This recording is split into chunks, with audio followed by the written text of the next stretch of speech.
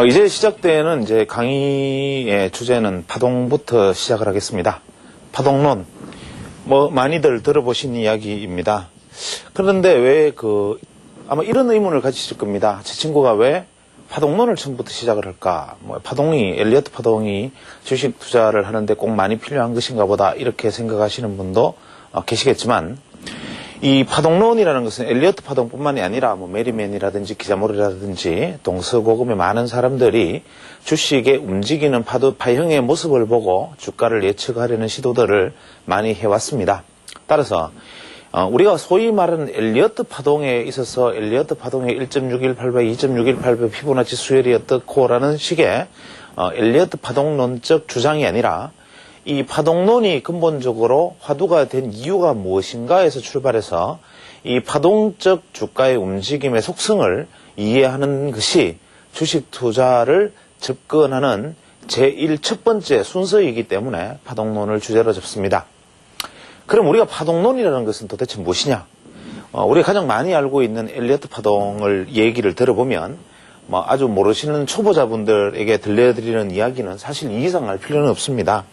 주가는 올라갈 때는 1, 2, 3, 4, 5 이런 형태로 3개의 봉우리를 첫 번째, 두 번째, 세 번째 봉우리 3개의 봉우리를 만들고, 떨어질 때는 하나, 둘, 셋 해서 첫 번째 골과 두 번째 골을 만든다. 그래서 상승할 때는 1파동, 2파동, 3파동, 4파동, 5파동에서 상승은 5개의 파동이고, 떨어질 때는 A, B, C에서 3개의 파동이다. 좀 더 알 필요 없는 이야기를 한 가지 더 하자면, 올라갈 때는 1, 2, 3, 4, 5라는 숫자로 올라가기 때문에 숫자 파동, 영어로는 뉴머릭 파동이라 그러죠. 이런 숫자 파동. 이 떨어지는 것은 A, B, C 문자로 떨어지니까 이것은 문자 파동, 즉 레투스 파동 이렇게 얘기합니다. 여기서 말하는 1, 2, 3, 4, 5, A, B, C 이게 중요하다는 이야기를 하는 것이 아닙니다. 또 엘리어트 주장처럼 1파동과 3파동보다 5파동보다 이 세 번째, 두 번째 이 파동, 즉 1, 2, 3, 이 3번 파동이 가장 크다거나, 혹은 1번, 2번, 3번 중에서 어느 한 개 파동은 예상보다 더 많이 길어질 수 있다라거나, 혹은 이 세 번째 파동은 보통 이 첫 번째 파동보다 1.618배 혹은 2.618배의 상승을 보이는 경우가 많다라거나, 또 떨어지는 파동도 첫 번째 떨어지는 것보다 반등 이후에 떨어지는 것이 이 폭보다 1.618배에서 2.618배 떨어지는 비율이 높다라거나, 이런 식의 수치에 의한, 소위 말하는 수식에 의한 계산식 혹은 주가 예측을 논하고자 하는 것은 아닙니다. 이 실제로 엘리어트가 이야기한 이 엘리어트 파동뿐만이 아니라 기자몰이라든지 메리맨이라든지 여러 가지 사람들은 이것을 좀 더 단순화해서 말한 메리맨도 있고, 좀 더 복잡하게 말한 기자몰이도 있고, 이 파동들을 주장한 사람들의 논지는 무엇인가 하면 바로 이것입니다. 이 파동론을 주장하는 사람들의 논지는 뭐냐면, 주식은 하여튼 이렇게 파동으로 오른다. 떨어질 때도 이렇게 떨어진다. 주식은 보통 이렇게 왔다 이렇게 가는 것이 아니라 하여튼 이런 식으로 이렇게 올라가더라. 한 방에 이렇게 가는 것이 아니다. 이런 이야기를 하고 있는 것입니다. 그런데 이 사람들 얘기의 공통점을 들어보면 대조 이렇습니다. 이렇게 가는 순간에 이런 파동 중에서 유독 쾅 치고 나가는 이런 국면이 존재하더라. 이것을 엘리어트는 충격파 중에서 제3파동이라고 얘기를 했고, 그 외에 다른 사람들도 이것을 예를 들어 뛰어넘는다 그래서 추월파동, 혹은 벽을 넘는다는 파동, 이렇게 여러 가지 이름을 붙이긴 하지만, 의미 없는 주가의 흐름을 이렇게 반복하는 것처럼 보이지만, 이 맥락 속에서는 한 개의 시세를 형성하는데 중요한 지점의 톱니바퀴, 중요한 지점의 파동은 존재한다. 그것을 아는 것이 중요하다. 이런 이야기들을 공통적으로 하고 있습니다. 그러면 우리는 이 파동론을 어떤 식으로 접근할 것인가를 생각해 볼 필요가 있습니다. 뭐 다음에 강의 시간부터는 다시 기초부터 엘리어트를 또 1, 2, 3, 4, 5 하는 것도 처음 보시는 분들, 즉 엘리어트 파동이 뭔지도 모르는 분들을 위해서 설명이 좀 필요하긴 하겠지만 기본적으로는 어떻게 생각해야 하느냐 하면 엉뚱하게 생뚱맞게 파동론에서 이평선 이야기를 다시 한번 해봅니다. 예를 들어서 이동평균선이 이렇게 이제 5일 이동평균선이 있다고 가정을 하면 이 5일 이동평균선이 현재 값이 이렇게 누워있다는 가정은 여러 가지를 해볼 수가 있습니다. 이 5일 이동평균선의 값이 현재 이제 100원이다 이렇게 가정을 하면 주가가 하루는 120원이 됐다가 그 다음날 80원이 됐다가 또 120원이 됐다가 80원이 됐다가 120원이 됐다가 80원이 되면 이렇게 되면 현재 평균값 실제로 높겠네요. 어쨌거나 하나의 계속되는 등락을 보여준다면 실제로 현재 이평값은 여기에 있겠지요. 그러면 실제로 이평값은 여기에 있다 하더라도 이 이평은 이런 식으로 움직였고 중심값은 100원에 있습니다. 그러나 한 가지 이평은 이렇게 움직였습니다. 101원 99원, 101원 99원, 101원 99원 움직여도 이평의 모양은 이평의 값은 같습니다. 이것은 어떤 의미를 가지고 있느냐 하면 실제로 주가의 등락의 움직임을 반영하는 자리, 이것이 어떻게 움직이느냐. 이 5일 이동 평균선이면 5일 이동 평균선, 그 밑에 깔려있는 20일이면 20일, 거기 깔려있는 60일이면 60일, 120일이면 120일 이평선이 예를 들어서 수렴하고 있다는 생각을 여기서 전제를 해서 한번 생각을 해봅니다. 어떤 주가가 이렇게 떨어지다가 하락이 멈추고 이렇게 이제 횡보를 시작합니다. 횡보를 시작하면 제일 먼저 5일 이동 평균선이 이렇게 움직이다가 횡보를 할 것이고 20일 이동 평균선이 이렇게 떨어지다가 이렇게 다가올 것이고 또 60일 이동 평균선이 이렇게 서서히 떨어져서 이렇게 다가올 것이고 또 뭐 120일 이동 평균선이 뭐 이렇게 올 것이고 또 200일 이동 평균선이 뭐 현재 이런 식으로 와서 여기서 이제 수렴을 했다고 가정을 합니다. 그러면 여기에 우리가 중장기 이동 평균선이 예를 들어서 이 지점에서 수렴을 해 있다고 가정을 합니다.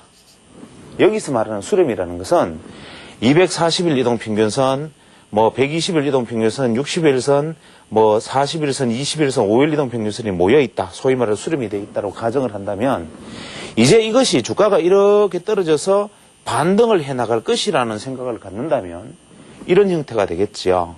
5일 이동평균선이 들리고 들려있는 5일 이동평균선이 다시 20일 이동평균선을 들어 올리고 들어올린 20일 이동평균선이 60일 이동평균선을 들어올리고 다시 120일 이동평균선을 들어올리는 형태로 가게 될 것입니다. 이때 5일 이동평균선의 움직임을 보면 5일 이동평균선의 움직임을 보면 이런 형태가 될 것입니다.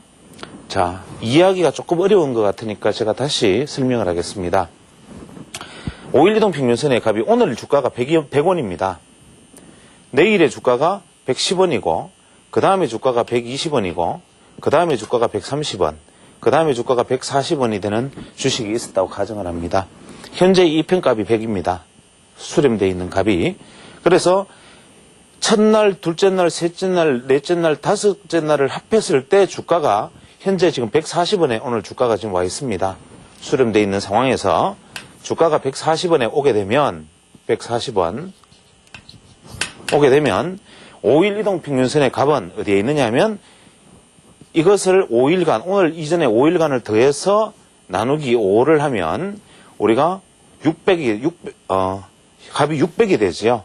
그럼 600 나누기 5는 현재 120원이 5일 이평선의 값이 됩니다. 즉 수렴된 값에서 주가는 140원인데 이평은 120원에 5일 이동평균선이 드디어 벌리기 시작하고 20일 이동평균선의 기준으로 친다면 이 이전에도 만약에 평균으로는 100을 놓아야 되기 때문에 미미한 반영, 거의 움직임이 없었을 것입니다. 그런데 다음날 주가가 갑자기 급락을 해서 100원으로 원위치를 했다고 가정을 합니다. 겨우 110원, 120원, 130원, 140원으로 올랐다가 갑자기 100원으로 주가가 급락을 해버리면 이 앞에 있는 100원은 없어지고 뒤에 있는 100원이 붙어서 합해서 나누기 5를 하면 다시 120원이 됩니다. 즉 주가는 분명히 이렇게 올랐다가 원위치로 돌아와서 100원에서 100원이 되었는데 5일 동안 5일이 지나면 100원이 100원이 되었고 그 안에 무슨 일이 일어났건 간에 100원이 100원이 되었는데 이동평균선은 5일 이동평균선은 장기 이평선이 수렴해 있는 과정에서 5일 이동평균선은 벌어졌다가 120원 정도에서 떠 있는 것이지요. 다시 말을 하면 100원이 100원이 되었는데 이동평균선은 벌어져 있는 것이고 그 이후에 주가의 움직임에 의해서 이것이 다시 벌어져야만 이 전체 기간이 이제는 5일 이상의 기간이 되면서 시간이 길어져서 상위 이평선인 10일 이평선을 움직이게 하는 이치가 되는 것이고 이 10일 이평선의 움직임 역시도 같은 과정을 반복하게 됩니다.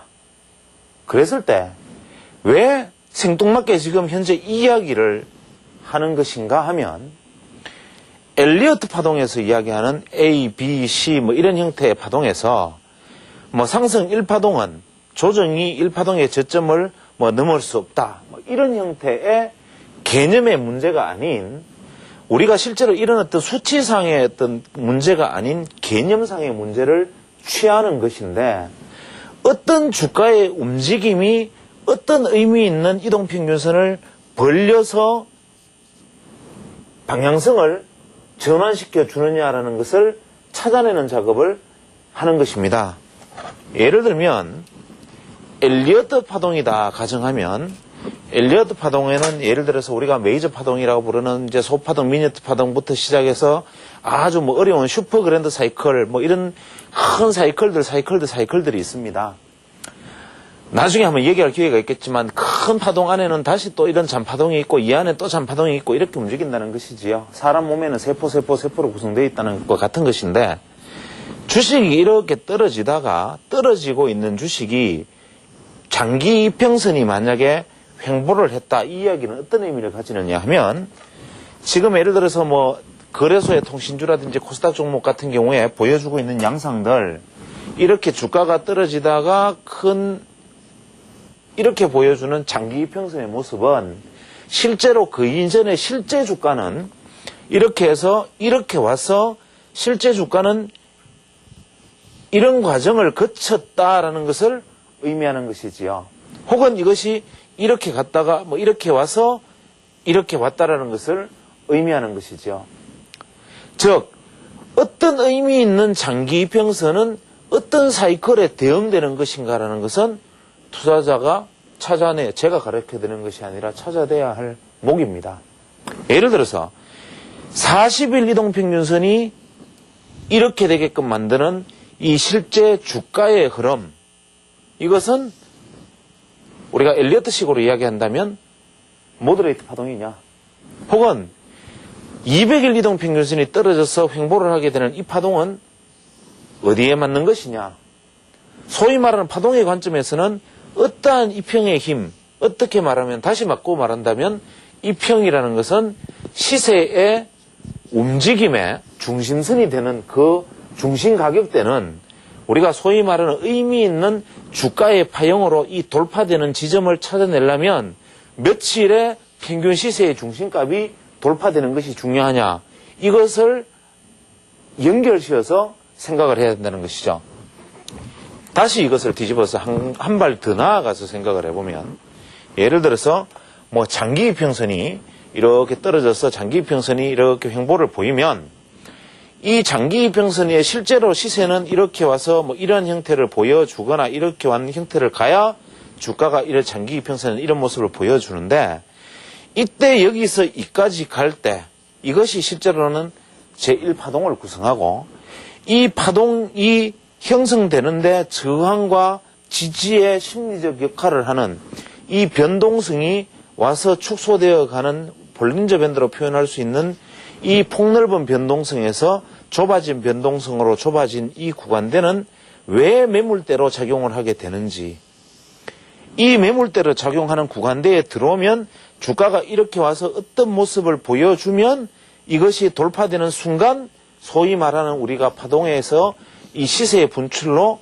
표현할 수 있다면 여기서 분출되는 이 지점 이후에 이 장기 이평선이 움직이고 변동성이 다시 확대되어 가는 과정이 마지막 파동으로 다시 수렴되어 가는 과정으로 연결되어지는 그림을 우리가 머릿속에 그려본다면 전체 시세의 움직임을 놓고 볼 때 이 시세가 5일짜리이든 변동성이든 20일짜리의 변동성이든 40일짜리의 변동이든 120일짜리의 변동이든 간에 이것을 완화시켜서 이 완화시켜지는 지점이 변동성이 압축됨에도 불구하고 이 변동성이 압축되는 지점이 매물벽의 두께와 같은 것이고 이 변동성의 매물대의 두께가 강고할수록 이 폭이 오히려 좁아지고 이것이 움직이는 모양이 어떻게 가느냐에 따라서 이 돌파되는 모습이